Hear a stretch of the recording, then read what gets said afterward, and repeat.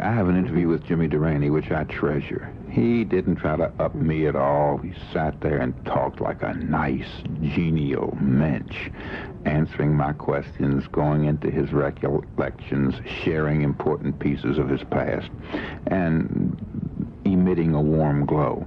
I have the feeling that Groucho Marx would have been a very difficult interview. I think everything comes out of his mouth is something like, hello, I must be going.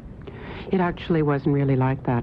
And in fact, a good example Did he ever of the just kind sit of person... and talk to you and, unfasten his seatbelt and be like a poached egg on toast and enjoy? Tell me now about Groucho when he relaxed with you. Was he constantly quipping, all these little whip quips that are supposed to make you say, ah, ha, ha, ha, ha, and blocking real communication? Well, actually, it was the exact opposite of that. Because when I first started speaking with him, I was having a wonderful time. And I met Woody Allen, whom I'd known before I knew Groucho. And Woody Allen said to me, how's the interview going? And I told him it was a great experience, and I loved doing it with Groucho, but that I had one problem. Playboy kept calling me and saying, don't come back with an interview that's only one-liners. And I didn't have any one-liners at all.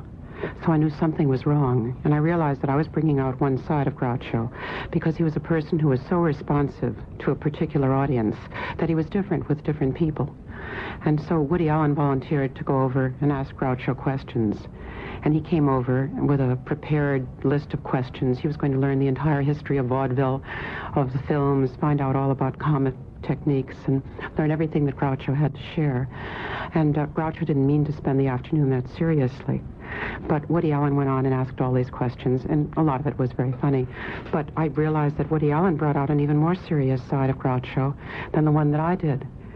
And then there would be someone like Bill Cosby, who was a great friend of Groucho's, and he'd come over. And with Bill Cosby, there was never a serious word said. Groucho and Bill Cosby would talk about black-white relations, about life and death, the most serious subjects in the world, but only in repartee. And they would take any word or any subject, carry it as far as the joke would go, and even sometimes farther than it would really go. And then they would stop and go to a new subject, which Bill Cosby used to call working without a net. Mm-hmm. And at the end of that, they were both exhausted from the kind of exercise of it. Then there'd be people like George Burns and George Jessel who'd come over, and it was all reminiscing about the old days. Someone like George Burns would say a word like Trixie Hart, and it would lead to 4 hours of talk about vaudeville with sentences that were just begun, half-started, a kind of shorthand between them. You sat in on sessions like that? Yes, I was there for all of that. The Groucho Marx image that I have is enriched by several really great lines that have been attributed to him. There's one Groucho Marx joke I heard at a friar's roast while he was alive. Did anybody ever tell him Groucho Marx stories? Were there many of them? Yes, actually, he got to hear a lot of jokes, and he always thought that was very funny. But whenever he would have his television set fixed, or the gardener would come, or we'd be riding in a taxi cab, people would say, I have a joke for you. I mean jokes about Groucho.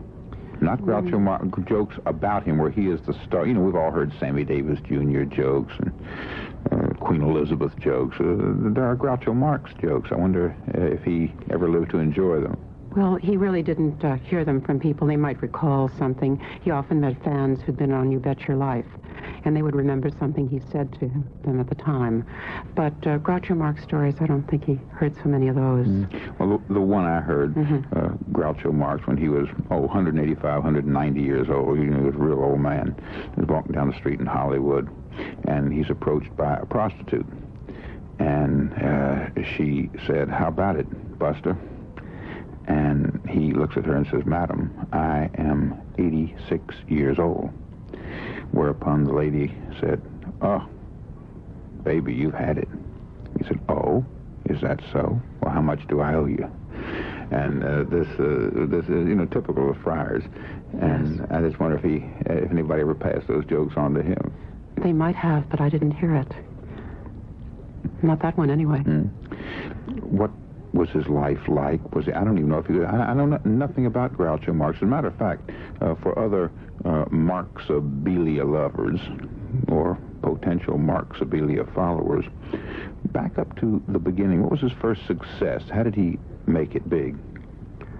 Well, he started to be a big success, the Marx Brothers did, in vaudeville. And they went from being the very bottom of the bill to finally being the headliners. What kind of act did they do? I mean, to me, it's just one trick cigar after one exploding cigar after another is just what I think of. But of course, I never saw the Marx Brothers. Oh, wait, could I have seen them in some stupid short movie where one of them, they're walking through the woods and it's an endless succession of, you know, how when you walk through the woods, you push the branch of a tree and then let it go, and it goes whop right back on the forehead of the guy behind you. I seem to remember that. That could have been the Ritz Brothers. Yeah, I think it was one of those, because they didn't really do any shorts, except one short film that they did that's been recently rediscovered. It was a trailer for Monkey Business. But that's not that one. That one includes one of the vaudeville acts that they had. What was their act like? There was a whole series of things, but actually it started with patter and jokes and all kinds of different routines, never the same thing, because they were sort of finding themselves. And as something would go well, Groucho's philosophy was, if it gets a laugh, leave it in. That's how he learned that it was funny. And one time they were in Nacogdoches, Texas, and they didn't have the act right yet. It still wasn't what it was going to be. And then during the middle of the act, there were tremendous mosquitoes. It was very hot. The audience was very wiggly. And then all of a sudden, a mule ran away outside. And the farmers who were the audience got up and went out to chase the mule. And the Marx Brothers were really angry. And that's when Groucho started the insults. When they came back, he began to insult them, beginning with Nacogdoches is full of roaches. And then he began to insult individuals in the audience, and they liked it. And that's how that came to be part of the act. And they would do the regular vaudeville routines, like the school days routine, where there would be a bad boy and a good boy and a teacher, and that kind of thing. And then they started to go on to the revues, like I'll Say She Is. Finally to Coconuts, which was a great success. Was that a Broadway show? That's right. And then that was filmed, and that took them to California. And the real days of stardom. What was their biggest movie? Well, for Groucho, it was Night at the Opera, because it was tremendous commercial success, and also A Day at the Races. He also liked Duck Soup very much. And a lot of fans liked the 5 early Paramount pictures most. Probably A Night at the Opera was the one that brought him the most fan mail. And that was done with Irving Thalberg. So Groucho was particularly proud of that. Was Groucho married? Groucho was married 3 times. In fact, he said he was married 47 years, but just to 3 different women. Well, Playboy must have known what it was doing when it commissioned you to go try to get an interview with Groucho Marx. What could Playboy have been interested in about Groucho Marx? Wait, something's coming to mind. Something is coming to mind. Yes, I remember. 1950, what is it, 50, help me out, 55, 1955, Confidential Magazine. Remember that? Confidential Magazine, Confidential Magazine. You don't remember it? Come on, I got things on my desk older than you. Can you imagine Dee Dee trying to help me remember something from 1955? She'd look like a papoose up on the Sault Ste. McSalt in Michigan up there. Anyhow, I remember very well. I will tell you exactly what I remember when we reconvene.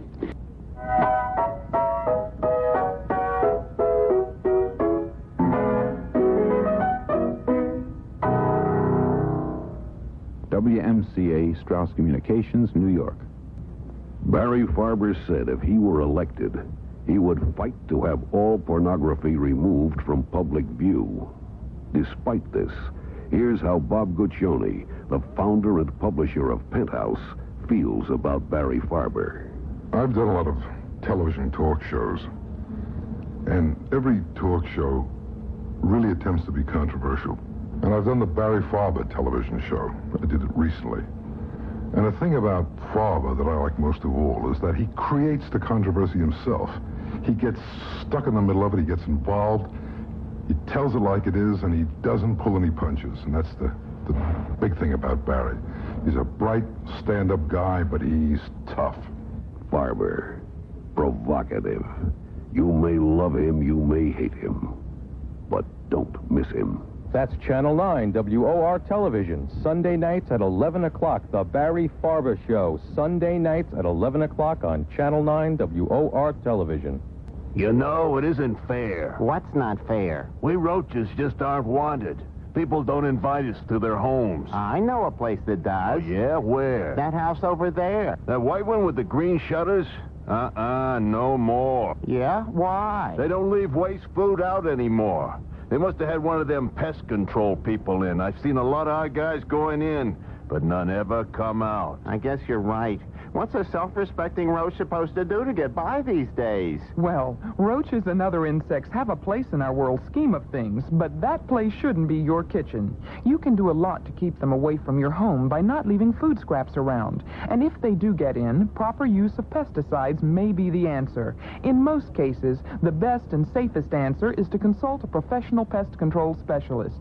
For a free brochure on professional pest control help, write Pest Control, Box 377, Dunloring, Virginia, 22027. This public service message has been brought to you by the National Pest Control Association. Oh, no, not those guys.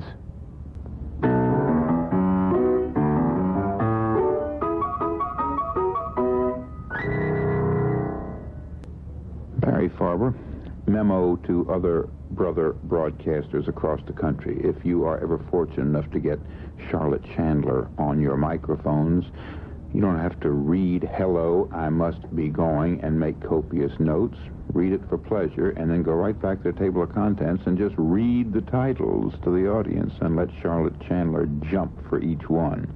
"Hello, I Must Be Going" is the title of the book. Groucho in Old Age. I'm too rich to eat bread. That's life at Groucho's house. He never kissed an ugly girl. The women in Groucho's life. If I didn't have Aaron, I'd have old furniture. The woman in Groucho's life. The Lord Alps those that Alps themselves. Groucho and religion. We're four of the three musketeers, the Marx family. Is it sad or high-kicking? Groucho in show business after 80. I've got the key to my front door. Groucho revisits New York. I wouldn't be 78 again for anything in the world. Groucho's 85th birthday party. I look like George Washington with a mustache. Groucho on Groucho. I keep the ones I want. Groucho and His Friends. Nice. Yes, it surely was that. It was an extraordinary experience being with Groucho. He liked the title, "Hello, I Must Be Going." There was another title that he had. He suggested Groucho Marx and other short stories. And Marvin Hamlish, who was a great friend of his, added in Tall Tales. But then Groucho leaned toward "Hello, I Must Be Going" because it also applied to old age and the time I knew him. I remember 1955. They did a blistering expose of Groucho's love life. Apparently he had one. And Groucho's reach, I never forgot. You know, everybody was threatening to sue Confidential. See, whenever Confidential... Remember Confidential? We should devote a little time for this. This was real yellow, slimy, slithering, sleazy journalism. This was real tacky stuff. This was real scandal sheetery. And everybody who got attacked by Confidential went through the same process. They fulminated and denounced it as a pack of lies and threatened suit. And then they hoped the public would forget, and then they issued a calmer statement after a couple of weeks saying because of the cost of litigation, and we're not going to dignify that with anything as important as a lawsuit. And of course, Confidential, although I have no regard for that kind of journalism, it does help us prove that we do have a free press. And they were right. I mean, they had the goods on whoever they exposed. I don't think they ever got successfully sued once. And they would say the worst possible things about everybody. But there's a reason for that, and that's because the celebrities are so afraid to sue, because they bring more attention to the That's what they all whole issue. said. That's Yes. what they all said. But it seemed to me that one of those celebrities would have sued just to stand up, because everybody reads it anyhow. The entire nation read Confidential magazine. And it seems to me that at least one of those celebrities would have sued to make the point. It would have sued almost in a class action in the name of all the other celebrities. And I may be wrong. I may be a miserable historian. Maybe somebody did sue. Maybe a suit put them out of business eventually. I don't know. All I remember is something that everybody everywhere should take. If you're taking this broadcast down in shorthand, underline this response. Groucho, completely destroyed in a scurrilous, scathing attack in Confidential magazine about his love life. And tacky. And it just made him look like the most miserable of the dirty old men. He looked like dirty old man 001 of the era. And Groucho's response was, one more article like that and I'm going to cancel my subscription. Yes. Isn't that Groucho? Yeah. That was very Groucho. That was what he felt he could do, that would get the publicity and make a joke out of it. Yeah. And besides, he said he didn't tell jokes, he told the truth, so he certainly wasn't going to have a subscription. But it was the last thing that he would want, because it wasn't the way he saw himself at all, and he cared a lot about the public view of Groucho. And indeed, he saw himself as very much a Horatio Alger figure, and a romantic and chivalrous person. I have one more Groucho story. The rest are all up to you. The rest are all up to you. I really like this. I use this one a lot. I have a running war with the occult. I don't like being in a modern, sophisticated country that's all of a sudden being dragged through all kinds of superstition by people who claim to be able to read fortunes and everything else.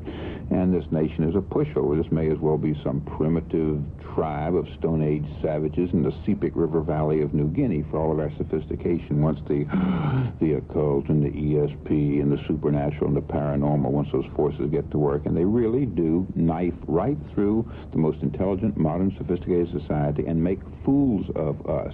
I know, because I've been on the front lines on microphones, and I've had good help. Magicians are the enemy of the charlatans inside the occult. Magicians cannot be fooled. Scientists can. You'll frequently hear, hey, this guy's different. He's really so. Look what he and he convinced a panel of scientists out there at the Stanford research. Wow, scientists are notoriously easy to fool. To the foolers, magicians are notoriously hard to fool. I will be impressed with the first psychic who puts himself through a panel of magicians who I nominate. Anyhow, I never met one of those yet who could predict what time it's going to be an hour from now. Anyhow, they get all kinds of money, and they really milk and mulked the public. Groucho was at a seance in Hollywood once upon a time. And all the phony trumpets and the ectoplasm and the billowing spider webby all over the room and everything. And the medium said, I have the spirit. Yes, I am in contact. I have the spirit. You may ask any question you like. I have the spirit. Now, quickly, while I have the spirit, you may ask any question you like. And Groucho said, any question I like? He said, yes, any question you like. Hurry. And Groucho said, what's the capital of North Dakota? Yes, that was one of Groucho's favorites. That's funny. Put them right where they belong, right? Right. Okay, I fired my little Groucho gun. Now I'm glad your artillery's a little heavier. That was Groucho's wife, Ruth, who liked to go to that, but she never took Groucho along after that, so that sort of solved his going. I'll save his love life for a little bit later on. What do you think is most relevant about Groucho that you'd like to get to now? Well, I think that it's interesting that he was so much the character that he seemed to be on the screen. It really grew out of his own character, and so he didn't have to be on. And you had to like that character, so if some of what he said or some of what he did bothered you, it was really there. But he was also a much more sympathetic and empathetic kind of person when you were with him. And he was rather careful about the things he said to particular people. And he was stopped by certain things. For instance, Maureen O'Sullivan was his dream girl throughout his life. He admitted that? Oh, yes. Really? He met her in A Day at the Races. And from that time on, he always said she was the ideal: femininity, diffidence, vulnerability, the things he valued. I said I was going to save his love life for later, but just one question. Did he have a difficult time meeting women? Yes, actually, he said he never understood women. And whether he had a difficult time meeting them, it was easy for him to talk to them, but maybe not to get to know them well, and not to understand them. He always said he couldn't understand them at all. See if my guesswork is correct. There's certain people around the lot or around the set or around the studio who are not the star, far from it. They may be anonymous, but they've got a nice-looking face, and they're in show business, and they're sexy, and the women are attracted to their flame.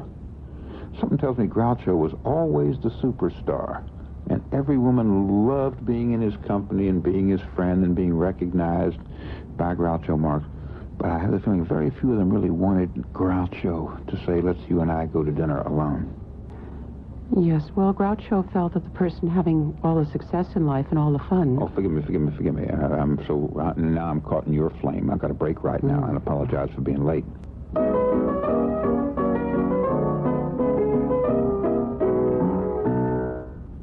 WMCA, Strauss Communications, New York. Advice to every young man about to go meet a woman that his mother wants him to meet. Get that frown off your face. Get that attitude out of your heart. Don't say, ugh, another girl that mother wants me to meet. What if I'd had that attitude when I went to my new sponsor, Typex, a few weeks ago? What if I'd said to myself, another typewriter store? Yuck. Oh, I went with an open heart, and I will never close it. What a delight. First of all, Typex is the only store I've been into in 20 years that doesn't threaten me, because their desk is sloppier than mine. If the phone rings, I can't find it in my office, and neither can Sinai at Typex. He is not there to show you how neat he is. He is far too busy to waste time cleaning up his desk or his counter. And what he is busy with is selling typewriters at such breathtaking savings that you cannot improve it anywhere. Typex, 119 West 23rd, 119 West 23rd.